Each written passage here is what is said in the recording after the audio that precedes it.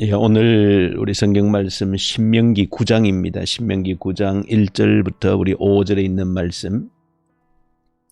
신명기 9장 우리 1절부터 우리 5절에 있는 말씀 함께 우리 읽읍시다. 신명기 9장 1절부터 5절에 있는 말씀.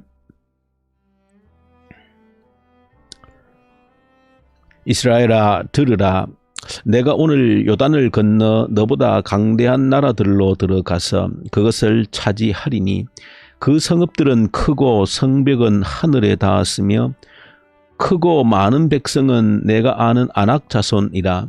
그에 대한 말을 내가 들었나니 이르기를 누가 아낙 자손을 능히 당하리요 하거니와 오늘 너는 알라. 내 하나님 여호와께서 명렬한 불과 같이 내 앞에 나아가신즉 여호와께서 그들을 멸하사 내 앞에 엎드러지게 하시리니 여호와께서 내게 말씀하신 것 같이 너는 그들을 쫓아내며 속히 멸할 것이라. 내 하나님 여호와께서 그들을 내 앞에서 쫓아내신 후에 내가 심중에 이르기를 내 공의로움으로 말미암아 여호와께서 나를 이 땅으로 인도하여 들여서 그것을 차지하게 하셨다 하지 말라. 이 민족들이 악함으로 말미암아 여호와께서 그들을 내 앞에서 쫓아내심이니라. 내가 가서 그 땅을 차지함은 내 공의로 말미암음도 아니며 내 마음이 정직함으로 말미암음도 아니요 이 민족들이 악함으로 말미암아 내 하나님 여호와께서 그들을 내 앞에서 쫓아내심이라. 여호와께서 이같이 하심은 내 조상 아브라함과 이삭과 야곱에게 하신 맹세를 이루려 하심이니라. 아멘. 오늘 우리 본문 성경을 보시면 한 가지 우리가 성경을 또 공부하는 사람들에게, 늘 묵상하는 사람들에게 마음속에 있는 한 가지 질문이 있는데 선뜻 질문을 해도 답을 얻기가 어려운 그런 한 가지 질문들이 있습니다. 그리고 또 하나님을 믿지 않는 사람들이 성경을 한번 들추어 보고 질문하는 그런 질문들이 있습니다. 그런 질문들을 또 하게 될 때 우리가 대답하기가 굉장히 당혹스러운 그런 부분이 있는데 거기에 대한 한 가지 대답을 오늘 본문 속에서 우리에게 주고 있습니다. 그것은 구약 성경을 읽고 하나님이 어떤 분이냐라고 할 때에 그 하나님에 대한 인상은 굉장히 잔인한 분이다. 마치 아주 잔인한 폭군처럼 그런 모습으로 그려져 있다 하는 것입니다. 그래서 그 예로 대표적으로 드는 것이 이 가나안 땅에 살고 있는 사람들을 하나님께서 철저하게 심판하시는, 멸절하시는 그런 모습을 보여주고 있습니다. 그럴 때 하나님은 참으로 정도 없는, 눈물도 없는 그런 아주 잔인한 폭군처럼 그런 모습으로 그려지기 때문에 참 우리가 성경 말씀으로 읽고 있지만은 그런 질문을 받을 때 그 하나님은 잔인한 분이시다라고 하는 그런 질문을 받을 때 대답하기가 곤란했던 그런 질문 중에 한 가지입니다. 그런 질문에 대해서 오늘 본문은 정확한 답을 주고 있습니다. 하나님께서 그런 폭군으로서 잔인함 때문에 그들을 멸하신 것이 절대 아니다 하는 것을 오늘 본문이 1절, 2절, 3절에서 계속해서 반복해서 밝혀주고 있습니다. 그 가나안 땅에 살고 있는 사람들이 심판을 받은 것은, 멸망을 받은 것은 그들의 죄악 때문이라는 겁니다. 그들의 죄악이 차고 넘쳤기 때문에 그들이 심판을 받은 거라는 겁니다. 하나님께서 자기 백성을 애굽에 넣으시고 가나안 땅으로 들이시기까지 400년의 시간이 지났습니다. 그 시간의 간격이라고 하는 것은 여러 가지 의미가 있지만 그러나 오늘 본문과 비추어서 분명한 한 가지 의미는 이 가나안 땅에 살고 있는 이 백성들에게 하나님께서 기회를 주셨고 그러나 그들이 이제는 더 이상 하나님께서 참지 못하시는, 이제는 심판하셔야 되는 그 죄악의 한계가 다다랐다는 겁니다. 그래서 하나님께서 심판하셨다는 겁니다. 그래서 오늘 본문에 보시면 계속해서 강조하는 것이 그들의 죄악 때문에 그들이 심판을 받은 것이다. 그렇게 말합니다. 물론 그러면서 오늘 본문 속에서는 가나안 백성들은 자신들의 죄악 때문에 심판을 받은 것이지만, 그러나 이스라엘 백성들을 향해서 너희들이 분명히 알아야 되는 것은 너희들이 착하고 선해서 이 땅에 들어가는 것이 아니고 그들을 심판한 것이 아니라는 겁니다. 그들은 그들의 죄악 때문에 심판을 받은 것이고, 너희들이 착하기 때문에 그 땅을 들어갈 수 있도록 하나님께서 그 모든 백성들을 멸하신 것이 아니라는 겁니다. 그들은 그들의 죄악 때문에 망했다라고 하는 것입니다. 그러고 볼 때 우리가 한 가지, 우리 하나님이 어떤 분이신가라고 할 때, 하나님은 결코 어떤 사람도 억울하게 하시는 분은 아니다라고 하는 겁니다. 죄 없이 억울하게 심판을 받거나 멸망을 받거나 그런 하나님이 아니시라는 겁니다. 반드시 심판과 멸망에는 그들의 죄에 대한 대가로서 심판과 멸망이 온다 하는 것을 분명히 하고 있습니다. 그러면서 사실 이 본문의 흐름의 핵심은 이 백성들에게 너희들이 착하고 선하기 때문에 가나안 백성들을 멸하고 너희들을 가나안 땅으로 들인 것이 아니다 하는 것을 강조하고 세 번이나 똑같은 문맥 속에서 강조를 하고 있습니다. 너희들이 선한 것이 아니다. 그러면서 이어지는 6절부터 우리 29절에 이르는 말씀이 이르기까지 너희들이, 이 백성들이 얼마나 악한 백성들인지, 얼마나 목이 곧은 백성들인지 그것을 쭉 설명을 합니다.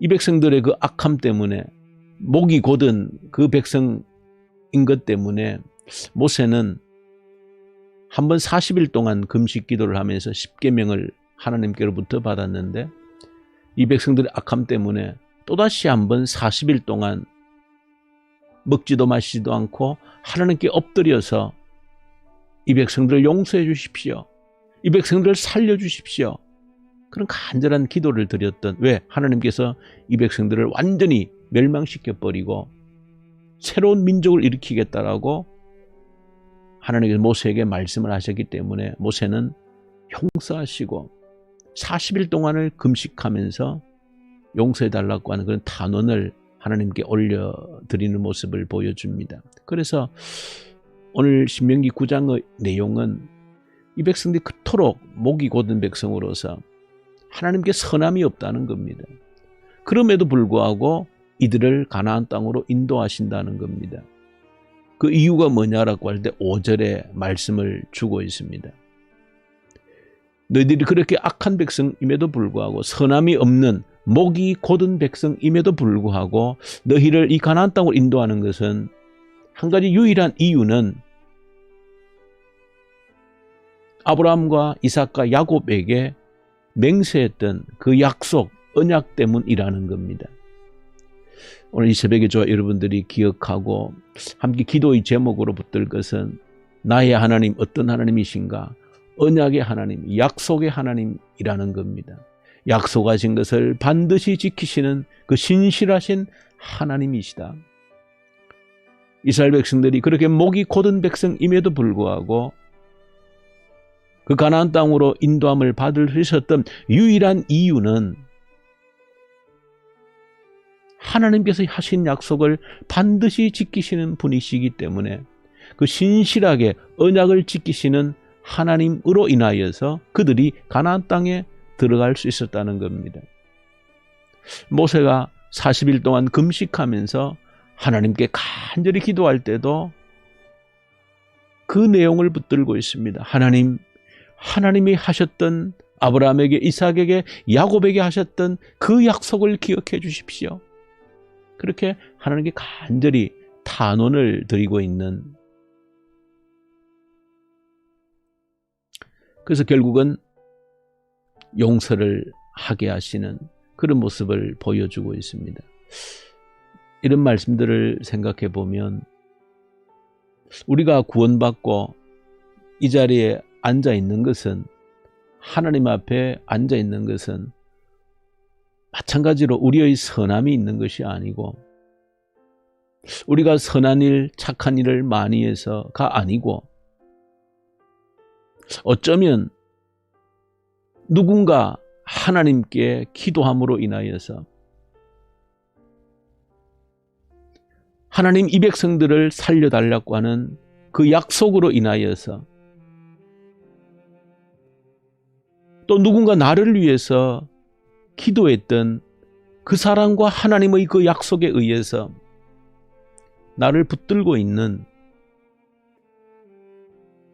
그 하나님의 언약이 나를 지금 살리고 있다라고 하는 이 사실을 한번 기억할 수 있어야 된다.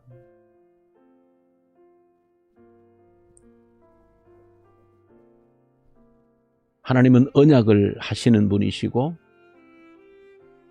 하나님이 택한 사람, 하나님 마음에 합한 사람을 만날 때 언약을 주시는 분이시고 그 언약은 신실하게 지키시는 분이시다.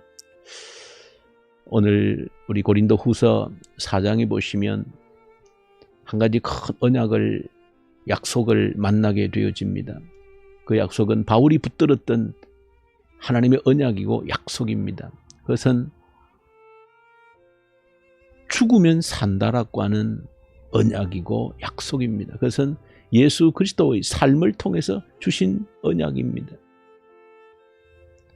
죽으면 산다라고 하는 것은 예수께서 친히 보여주신, 예수님의 그 삶 자체를 통해서 보여주신 하나님의 언약이고 약속입니다. 죽으면 산다는 겁니다. 내가 예수 죽인 것을 내 몸에 짊어지면 그 생명이, 예수의 생명이 나의 몸을 통해 나타나도록 하게 하려 합니다. 그렇게 말합니다. 예수 죽인 것을 내가 짊어지는 것은 예수의 생명이 내 몸에 나타나게 하려 합니다. 이것은 예수님의 죽으심과 부활을 통해서 주신 놀라운 약속입니다. 저 여러분들은 이 약속을 붙들고 살아가는 자들입니다. 예수 이름으로 함께 죽으면 예수 이름으로 함께 살아나는 그 약속을 우리에게 주신 것입니다.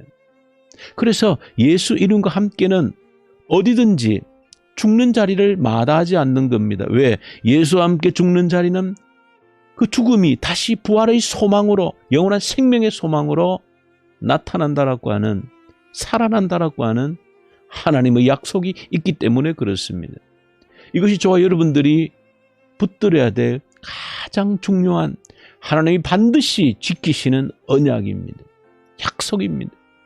예수와 함께 죽으면 반드시 예수와 함께 살아나는 생명의 부활을 약속으로 주신 겁니다. 이것은 변함없이 하나님이 지키시는, 우리 주님 오실 때까지 어김없이 지키시는 약속이다. 예수와 함께 죽는 자리는 반드시 생명으로, 그 소망이 생명으로 싹이 틔워지게 되는 이 약속을 하나님이 우리에게 주셨다는 사실을 저 여러분들이 이 새벽에 기억하십시다. 약속하신 것 때문에 이스라엘 백성들을 살리셨던 우리 하나님은 예수의 죽음과 부활의 그 약속을 우리에게 주셨다는 겁니다. 그래서 예수 이름으로 죽는 것을 두려워할 필요가 없습니다.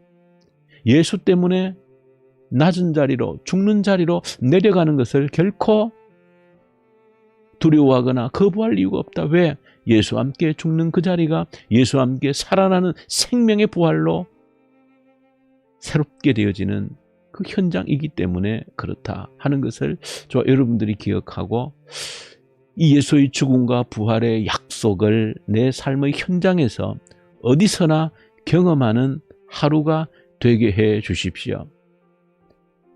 예수 이름 때문에 한번 죽어보면 예수 이름 때문에 살아나는 그런 부활의 경험을 하게 해 주십시오.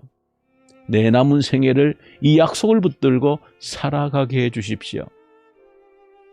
예수 이름 때문에 죽고 예수 이름 때문에 살아나는 그 하나님의 약속을, 언약을 매 순간 매일의 삶 속에서 경험하고 확증하는 그런 삶을 살게 해 주십시오. 우리 주님 아버지 감사합니다. 이 놀라운 언약을, 약속을 우리에게 주셔서 감사합니다. 약속으로 하나님의 언약으로 이 땅을 통치하시는 우리 아버지 하나님, 예수님의 죽음과 부활의 그 언약 약속을 우리에게 주신 것을 감사합니다. 예수 이름으로 죽으면 예수 이름으로 살아나는 그 약속 주셔서 감사합니다. 그 어떤 사망의 음침한 골짜기라도 예수와 함께 죽으면 예수와 함께 거기에서 생명의 꽃이 피는 것을 경험하는 저희들 되게 하여 주옵소서. 예수님 이름으로 기도 올려드립니다. 아멘.